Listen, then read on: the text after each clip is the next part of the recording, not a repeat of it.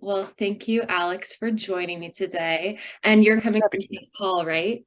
That's right. That's great. Yeah, I'm curious on if you could give us a little bit of background on how you got into illustration and art in general Mhm. as a working artist. If you could kind of talk about your beginning. Yeah, sure. Well, I've been drawing Mhm. and painting for literally as long as I or my family can remember. It just was just like this thing that I always did, and it was a way for me to kind of process the world and process my home life growing up, work out my anxiety or stress or something in a drawing, and kind of create a little world that I can control in a way. And Yeah. then as I was going through school and kind of wondering what I wanted to do as a career, I just wanted to kind of keep having that feeling of like being able to make a living doing this thing of me just processing the world through drawing and artwork. And then I got my BFA in painting and art history at the University of Minnesota. Mhm. And I worked a lot of day jobs. And suddenly, after graduating, I felt really aimless and I didn't really know what to do. I had this spontaneous decision to move to New York and just kind of see what happened. Like kind of like learn the worst case scenario of like what it is to be an artist. So I was able to move there. And I moved to Astoria, Queens, and then 10 days later, September 11th happened. Oh, wow. And so I spent like 2 or 3 years in New York City, kind of just living with the aftermath of Yeah. that. And then I uh, moved back to Minneapolis, and I was still like working these kind of random office jobs. Mhm. Um, I was like kind of prompted to just sort of show work at coffee shops around town and some smaller galleries and things like that. And then it just immediately took off Wow. enough for me to quit my day job and just make my own uh, artwork full time. And then the second that that happened, that I felt comfortable, like all the sales dried up. Oh, So then it was just kind of years of a lot of that, like yeah. like financial roller coaster over and over and over again. And it still feels kind of like that, but I've been at it for maybe 15, over 15 years at this point. Right, right. And then, I guess it really was like just more attention locally in Minneapolis and St. Paul. Mhm. And a lot of attention came from Instagram. And that, like, I, it still is kind of mystifying, but that like prompted a lot of international shows and international attention. And so I've just been making, yeah, just been making artwork ever since. Yeah, and being having a presence online it sounds like really grew the attention of your work and allowed you a lot of more opportunities outside of the local Hmm.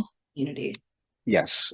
Oh, definitely. Yeah. And I think if I did learn anything at all from living in New York City is to just never take Minneapolis and St. Paul for granted, like Mm, ever again, because they are they are really progressive in that sense. They do believe in a lot of like really strong, robust arts funding, and so that's netted a lot of like really incredible side benefits of just living here. what I've seen of your work now is you have a lot of very fantastical, very like speculative things in your themes of your work. So I'm curious if those themes have kind of always been present, or if your style and subject matter has evolved a lot. Yeah. I feel like over the past few years, I've certainly been experimenting in a lot of different Mhm. themes, and techniques too. So these past few years, I've kind of thrown a lot of things against the wall, and maybe a lot of other artists are kind of like this. There's like a little creative fingerprint Mhm. that you have that you're kind of like born with, and that you're constantly recycling images Yeah. from early childhood. It's like, and the more you kind of think about where an image comes from or why you did that. I think all artists also kind of zone out every once in a while, like, and then they kind of snap out of it, and then there's a drawing or there's a painting, and then you kind of pick and choose what you respond to and what you like about your work or what you don't like about your work. And then when you kind of keep sort of thinking about that, then you kind of drill down to like early childhood emotions and memories. And um, filtering it through a lot of older religious images and iconography, or uh, Northern Renaissance influences or direct references, but it's all to like help sort of bring out, my own personal emotional response to the world. Mm. And um, so, like, I guess over time, a lot of these motifs started to emerge, and symbols and um, other little narrative bits, and kind of the way that I try to tell the story. I kind of feel like my work at large is just like, yeah, I just kind of feel like it's telling one big story that doesn't really necessarily have a beginning or an end. And I consciously feel like I want my work to be still images in a movie that's just kind of perpetually happening. It's just kind of noise, and there's a little snapshot.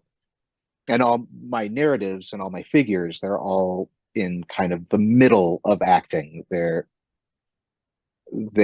reaching for something, or they're walking down a path, or they're facing a certain ambiguous kind of direction.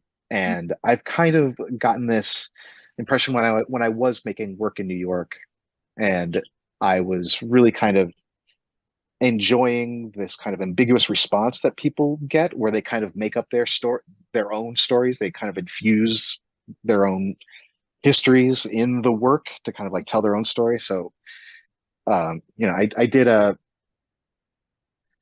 um, an image for a poster for the band Tool, Mhm. and it was a figure like kind of pulling its own skin off, and it's invisible inside. It's like shedding skin. This figure is shedding its own skin, and somebody who came through during an art crawl, they saw the original painting, and they said, this is such like a beautiful, hopeful image of, you're removing this old, like, sloughing off skin. And so it turns out that she owned a yoga studio and bought the painting to hang in her yoga studio as like a sign of like transformation and health and well-being and stuff. And so I've just I love playing with those kinds of impressions. And Wow. I'm wondering if you could speak a little bit more about the pieces that we received in the VU gallery. Um, Mhm. so letters from an alphabet. We have a Yeah. few of those. And the question I kept getting over and over for you is, which letters are these? Yeah. What those three pieces are kind of about was that they were just me taking watercolor marks and just starting a shape, and then letting a creature kind of build from that shape. And when I was getting more comfortable with gouache and kind of like seeing um, how it changes my work next to like watercolor or oils, is that I was able to kind of take advantage of just layering and sort of playing with that idea, and then let the creature kind of evolve, let its own narrative sort of evolve, and let it kind of tell its own little story. So I went through a phase in my work where I kind of was like playing with Esperanto, the language Esperanto. I thought that that was like an interesting sort of game that I could play or introduce into my work, about this idea of like, how Esperanto started as a language was back in the 60s, this attempt to bring the world together under one common language, and we could all understand each other. And everybody hated that idea and totally like trashed this guy's career, but Esperanto still exists. Mhm. And so I, would just Google translate these titles and kind of incorporate the text into the image. And I kind of liked it as sort of like a dream language. When you're dreaming and you see writing and it almost looks legible, but it's not quite. So as I was working on these three paintings, I was also kind of like remembering that idea of like a dream language, or a language from some begotten time. And so these images started to look kind of like illuminated manuscripts, when you see like a little dragon at the corner of a Bible, and Yeah. um or whatever. And so I kind of responded to those shapes as like, oh, maybe this is like an ampersand, or maybe this is some kind of a a letter that's between D and E or something, and then that also helped just form the composition or just form the shape. And so then I stopped working on them. Then they were done. So Yes. I don't know. No, that's so wonderful and really like changes my perception on the pieces themselves. Well, we have a really exciting BFA program here. And so our Oh, students at Western, they're about to finish their final exhibition this quarter, actually. And so oh, great. I would love to know from you if you have any advice for these upcoming artists who are about to graduate, go out and try to make this their career. What advice would you possibly have for them? Yeah, it is really tough, and I think particularly with social media, as beneficial and as wonderful as it's been, like, for my career and the connections that I've made around the year, I can really see how it rots people's brains, particularly artists. And I feel that temptation too when you're surrounded by that work.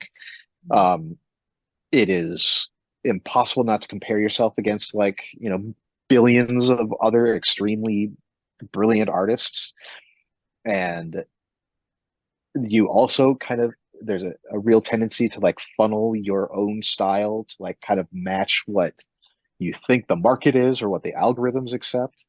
Um, Something that helps me is that one of the great benefits of being an artist is that you will always have it, whether social media exists or not, whether you have to go back to handing people slides, you know, you will always have your own artwork, and that will always be with you the older that you get, and you'll only get better at it if you keep at it and you keep working at it. And so I think you have to find a way to maintain your own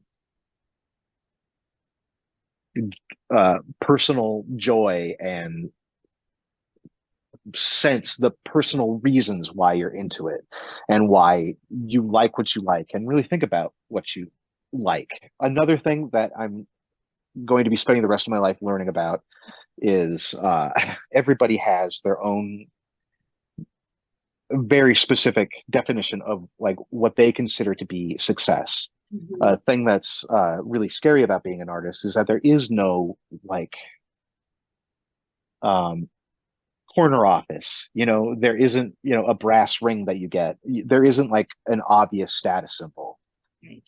to like show, to like go, am I doing okay? Like how are people responding? Are people listening? Or am I doing the right thing? Am I a fraud? Like all those little questions that you kind of ask yourself. Yeah. Um, there isn't like a direct answer to that. And so I think it really helps to be really flexible and really open. As long as you have integrity with your own work and you care about your own work, then that is what you kind of look for. Yeah, no, and what I'm hearing you say really is to artists like figure out your own definition of success, because success means something different to And everybody. it'll always change as you get older. Yeah. Awesome. Yeah. Well, thank you so much for all of this, Alex. Oh, It was so interesting hearing your perspective on everything, and like oh, learning more about the pieces that we have and also about other things that you work on is really insightful to me as someone who appreciates your work. And I'm sure everyone oh. else listening to the gallery will also really appreciate it.